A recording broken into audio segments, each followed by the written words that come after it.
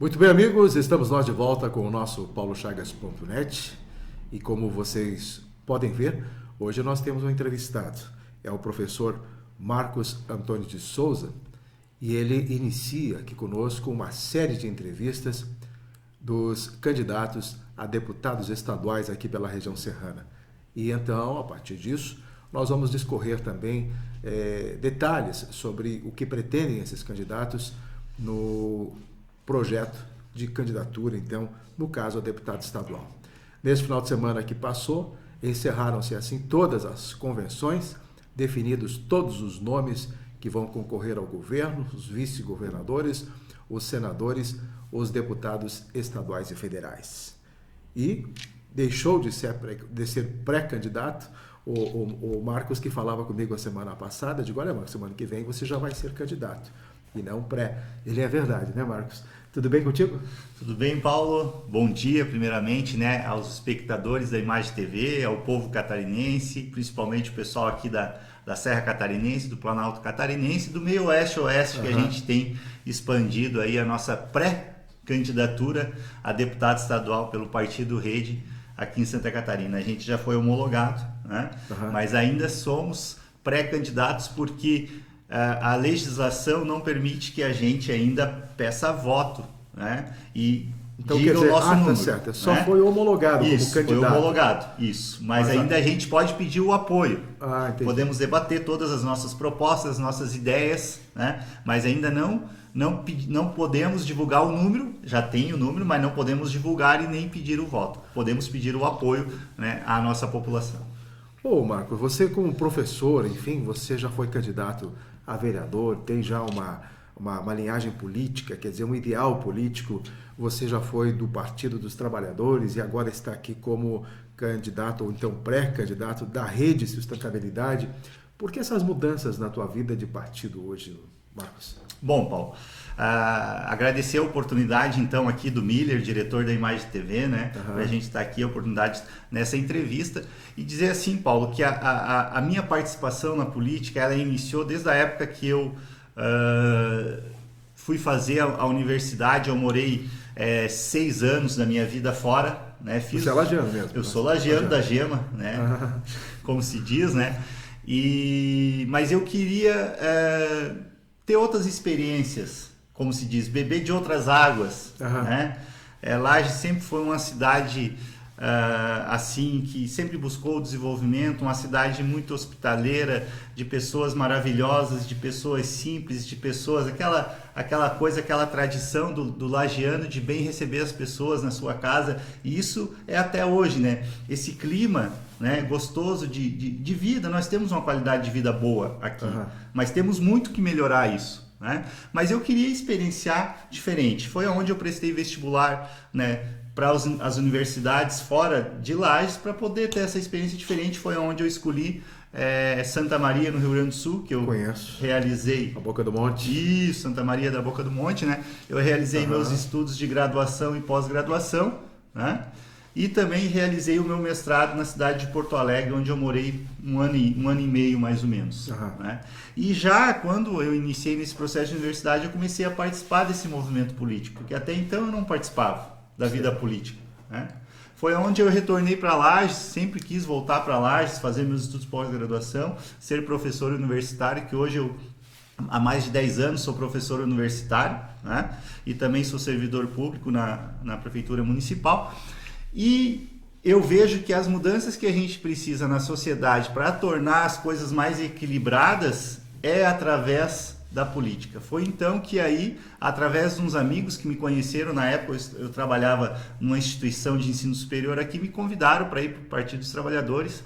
De pronto eu atendi, porque até então, né? Por quanto tempo você militou no PT? 7 anos. 7 anos. 7 anos, graças a Deus, fiz grandes amizades, né? Não posso me queixar, mas também tivemos bastante problemas de ordem de ideias, né? Foi aonde já em 2014 eu resolvi me afastar, resolvi me afastar porque não comungo com isso, né?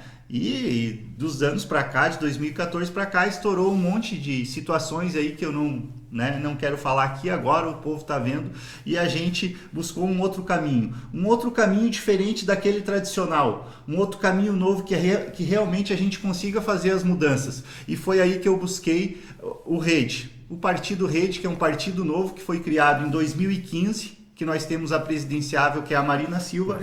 E vamos buscar esse espaço de entendimento com o povo, né? Como é que está o crescimento do partido hoje em Santa Catarina? O Rede é novo, você falou 2015, a Marina, claro, presidenciável, mas em Santa Catarina hoje, então, como é que está a expansão do partido, o crescimento do partido aqui? Santa Catarina, o Partido Rede, ele vem crescendo diariamente. Por ser um partido novo e ter uma candidata expressiva à presidência da República, que hoje se apresenta em todas as pesquisas realizadas, quase todas a nível nacional, ela está em segundo lugar, até em empate técnico em algumas com o primeiro colocado. Então isso faz com que as pessoas se aproximem e estude. Eu tenho aqui um documento chamado Mapa do Caminho. O Mapa do Caminho são as propostas preliminares do Rede para Santa Catarina. Certo. Que qualquer cidadão, qualquer pessoa pode estar acessando esse documento lá no Facebook, na internet, e está sugerindo o que é necessidade, o que é prioridade para o catarinense. Então é um partido de portas abertas para todos aqueles que querem o bem comum.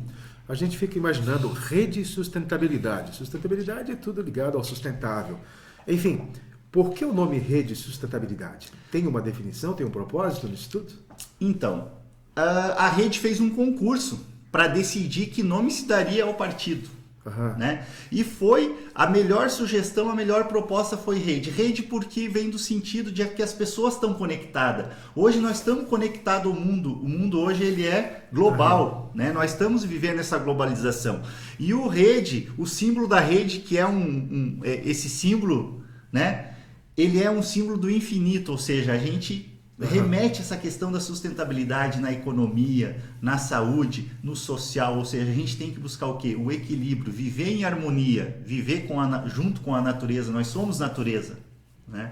Então vem dessa filosofia, Até porque ela já foi ministra do meio ambiente, então vem tudo isso, vem dessa ligação, então. Exatamente, a Marina Silva, para quem não conhece ela, procure conhecer, é uma pessoa fantástica. A gente teve a oportunidade de estar junto com ela em Florianópolis durante toda a semana, onde ela veio e visitou Santa Catarina. Tivemos em reuniões, em associações de tecnologia, tivemos na Fiesc, que é a Federação das Indústrias de Santa Catarina, e realmente ela é uma pessoa com muita bagagem.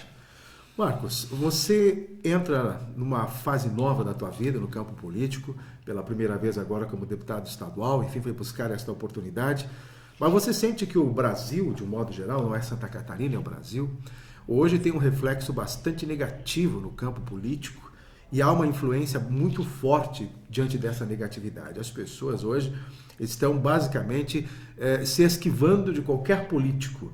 E você entrando nesta, digamos assim, nesta plataforma, nessa ideia, e como é que você hoje está sendo aceito basicamente como candidato nesse ponto pela população? O que te dizem a respeito disso? Você não sente, de repente, um contra desse pessoal? Como é que está sendo trabalhar isso? Isso é bastante importante. A gente iniciou nossa pré-candidatura já, né, vem trabalhando alguns meses atrás, mas iniciamos propriamente dita aí há 2-3 semanas atrás.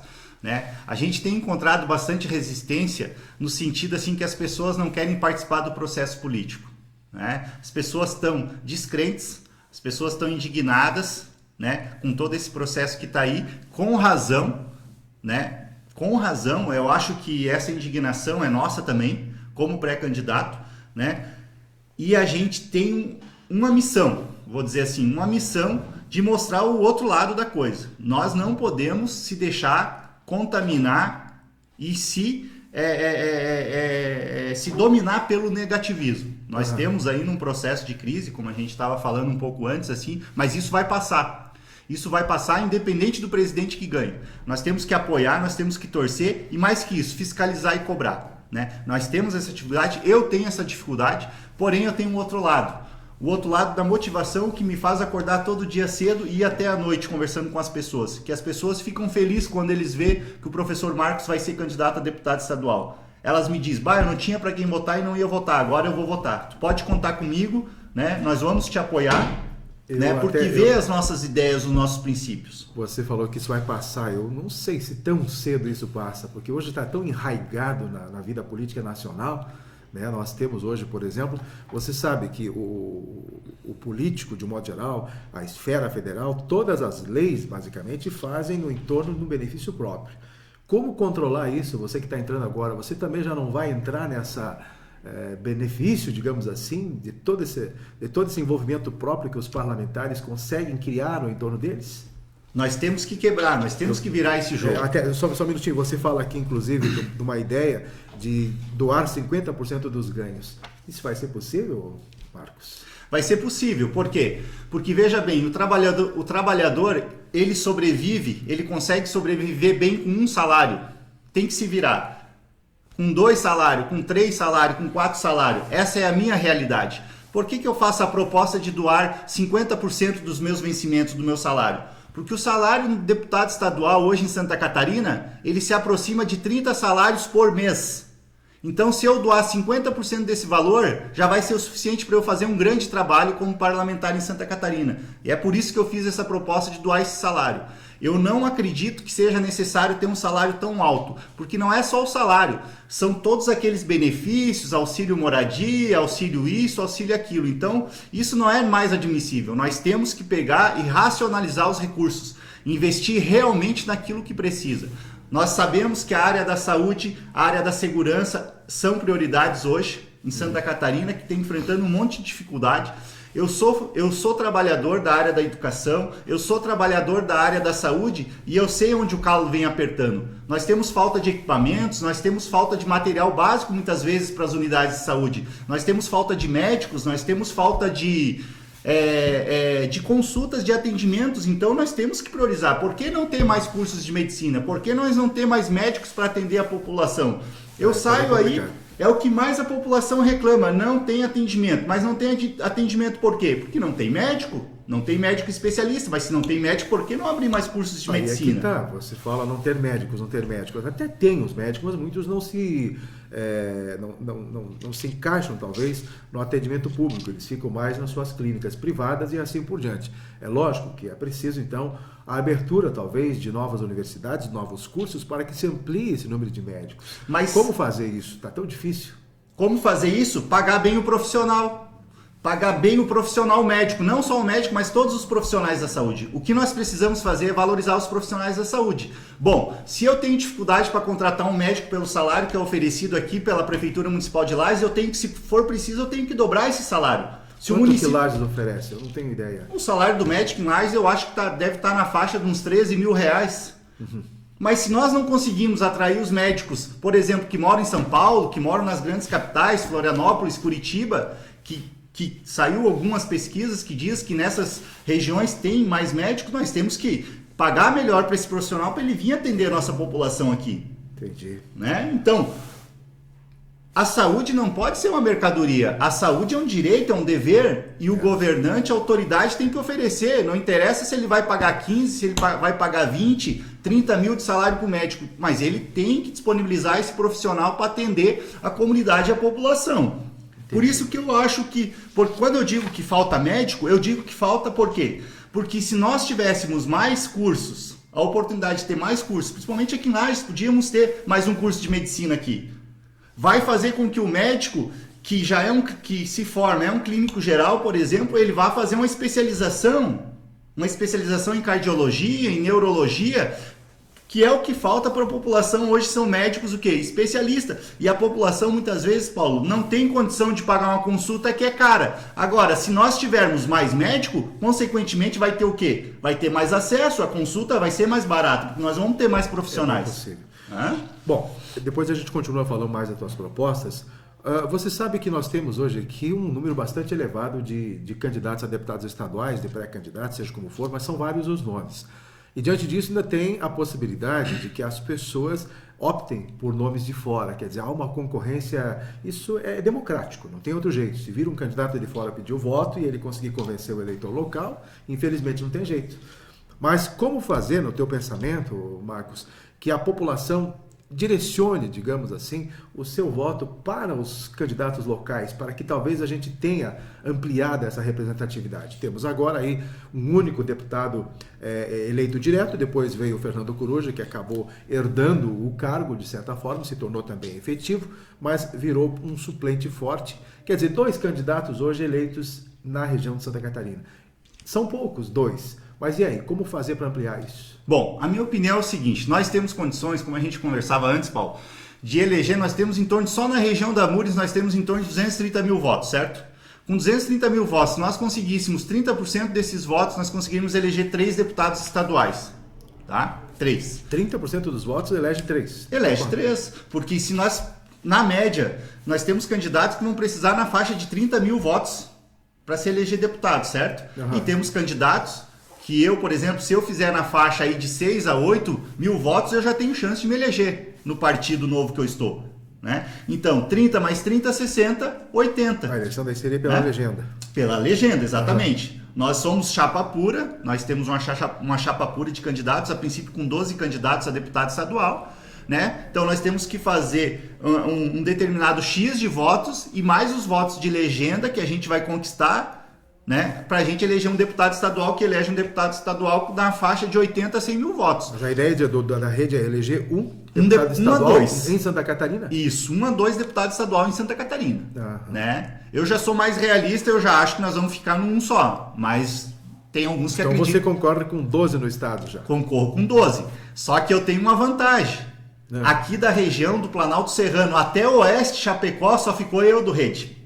Então eu vou trabalhar no meio oeste e no oeste. Imagina quantos mil votos tem no meio oeste e no oeste da rede. Só ficou eu de candidato. E nós temos diretórios, elos, nas regiões aqui do oeste. Chapecó, que é a metrópole do oeste. Nós tivemos candidatos a vereadores lá que pode nos ajudar, né? Porque eu sou o candidato mais próximo e os outros candidatos ficaram em outras regiões, Paulo.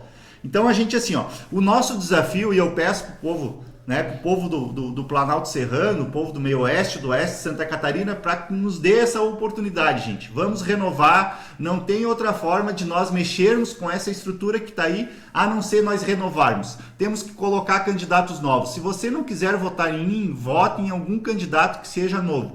E valorize o seu voto. É uma ferramenta que só é disponibilizada a cada 4 anos. Então vá votar. Porque se você não for votar, votar branco, votar nulo, desperdiçar o teu voto, né? Você está ajudando aqueles políticos tradicionais que estão lá já, que vão se reeleger porque eles já têm uma fatia do eleitorado e não vai renovar o parlamento catarinense. E aí como fazer então para que a conscientização desse pessoal serrano seja feita? Nós tivemos por muitos anos a campanha Voto Serrano, Voto em Serrano, Serrano, Voto em Serrano.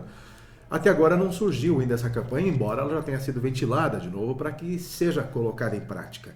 Não estaria na hora, então, de que se mexessem já nesse sentido, embora ainda tenhamos alguns meses antes das eleições? Com certeza, Paulo. A gente, então, está praticamente 2 meses das eleições. Ainda dá tempo. Dá tempo das instituições escolares, dá tempo das universidades, que são muitas aqui na nossa região, né? Dá tempo das associações de classe se mobilizarem e conscientizarem o povo, né, catarinense, o povo serrano, o povo do Planalto Serrano, do meio oeste, do oeste, votarem em candidatos aqui da nossa região, porque eu estive em Florianópolis a semana passada e vi vários outdoors na BR-101, na BR-282 com as entidades pedindo para que votem nos candidatos deles lá, das grandes regiões deles lá. Então nós temos que fazer o mesmo, nós temos que conscientizar o povo que tem que valorizar o seu voto e votar, achar alguém para votar. Pesquise, entre na internet. Esse ano vai ser utilizado muitas redes sociais nas campanhas. Veja, tem candidatos bons, vamos renovar e fazer as coisas mudar.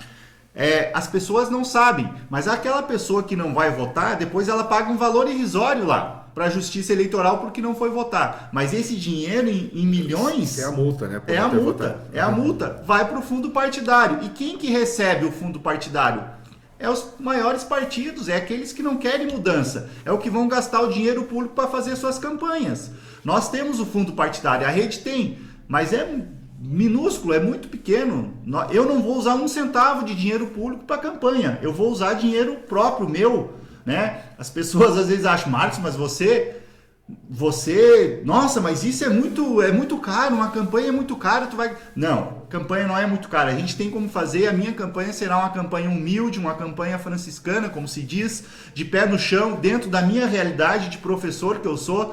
Eu trabalho há mais de 15 anos, de manhã à tarde à noite, para ter esse recurso para fazer a diferença. E graças a Deus, até hoje, eu nunca usei dinheiro de empresário, ou seja lá o que for, para fazer minhas campanhas, que eu já fui candidato a vereador. A rede social está aí para isso também, a rede social vai ser muito usada. Aliás, recentemente surgiu uma pesquisa dizendo que as redes sociais talvez serão os principais parâmetros para que as pessoas avaliem os candidatos. O rádio, o jornal estão muito baixos nesse ponto, né? Então, basicamente, as redes sociais, assim, a grande maioria opta por esta ferramenta para poder visualizar. Com certeza, a gente não tem dúvida disso. Não tem dúvida de que as redes sociais serão um grande mote da campanha, o volume de campanha vão através das redes sociais.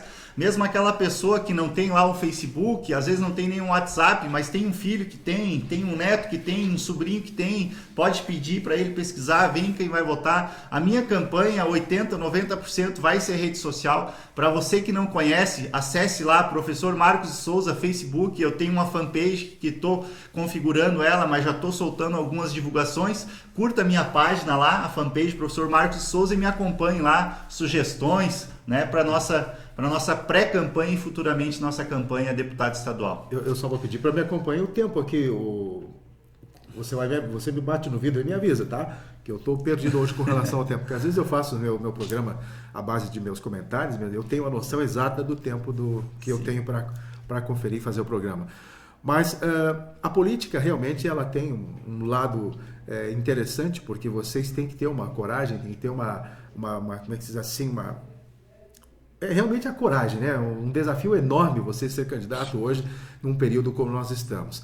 Mas de qualquer forma tem um ponto que eu gostaria de colocar com você, como você pertence à rede de sustentabilidade e que envolve o meio ambiente, eu tenho uma tristeza muito grande porque eu nunca vejo os candidatos a presidente, a prefeito, a governo falar de meio ambiente. Eu acho que hoje esse mote da campanha política de trabalhar pelo emprego, pela saúde, pela educação. Parece que é um tripé que está enraizado, que não tem jeito de mudar. Por que não colocar um quarto pé, então, deixar 4 pés em vez de 3 pés e colocar também o meio ambiente? Eu sou jornalista ambiental também e eu sinto uma pena enorme de não ver os planos de governo, de ninguém, basicamente, trabalhar a questão ambiental. É só emprego, renda, saúde, educação. Meu Deus, nada mais.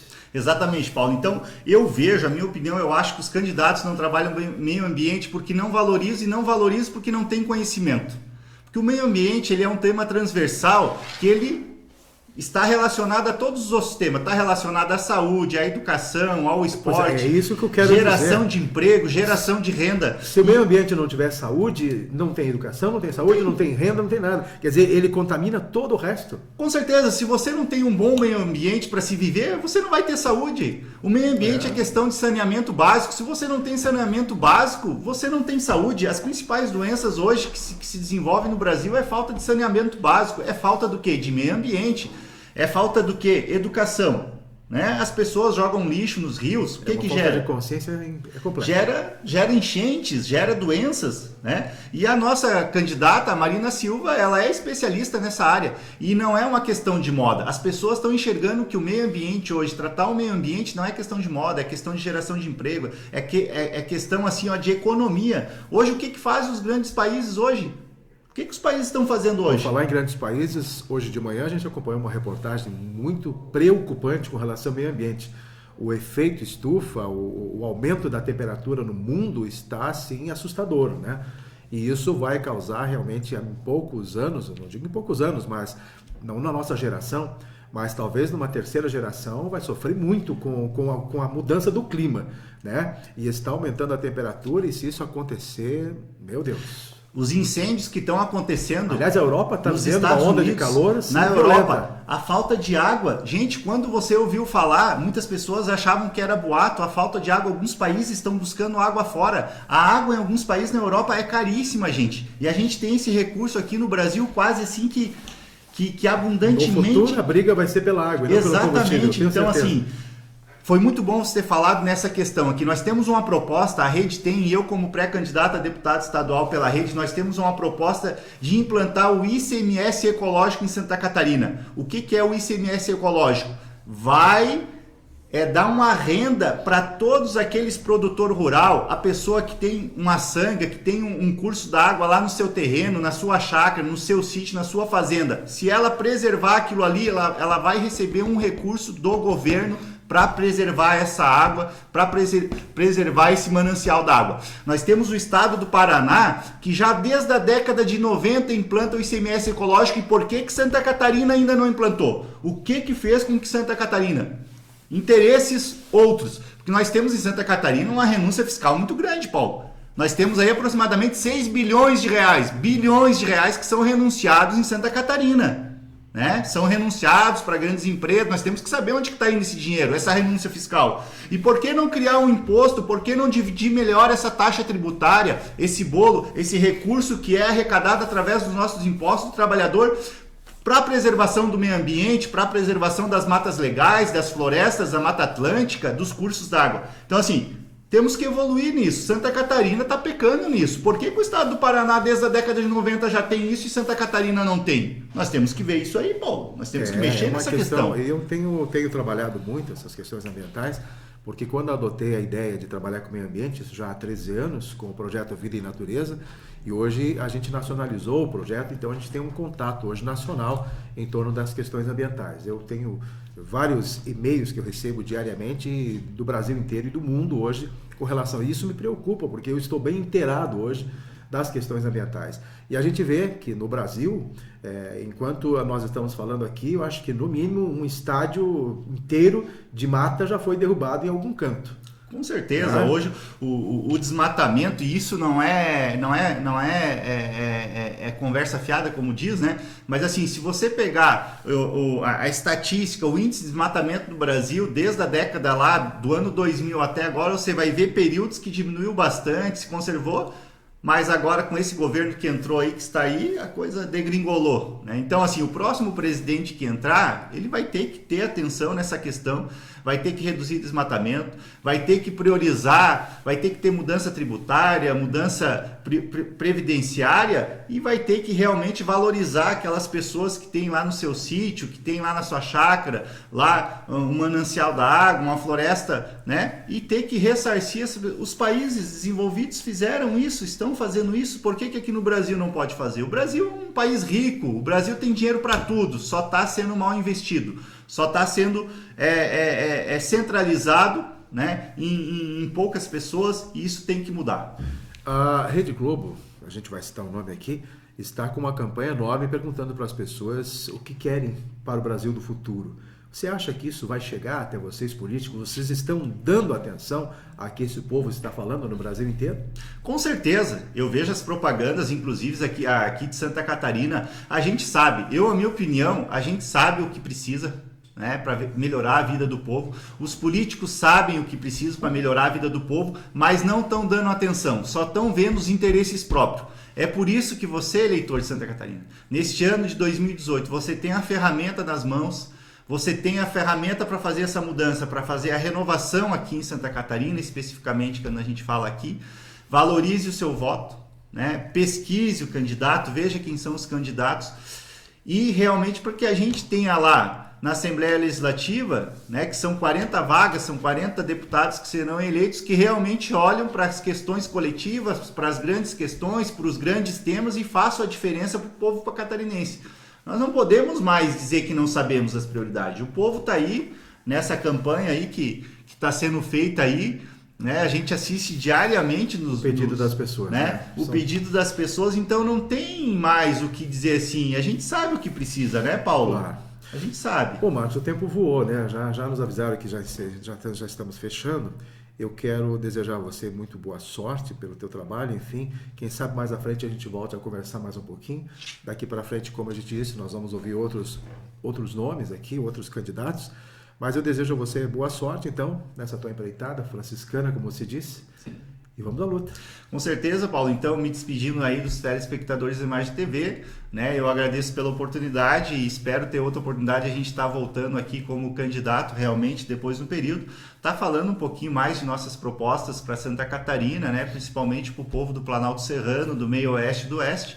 E dizer que a gente está aberto, a gente tem toda a nossa fanpage, o nosso Facebook lá, né, as nossas propostas de campanha lá, esperando para que você contribua e participe desse momento bastante importante, que nós estamos há somente 2 meses das eleições e precisamos da participação do povo catarinense nesse processo democrático, né, e que nos ajudem nessa empreitada. Muito obrigado a todos. Valeu, Marcos. Então, um grande abraço a você, boa sorte e mais uma vez nosso obrigado. Obrigado. E assim nós encerramos o nosso paulochagas.net, aqui na Imagem TV, prometendo na próxima semana, então, estar de volta com um novo nome, conversando sobre política. Até mais.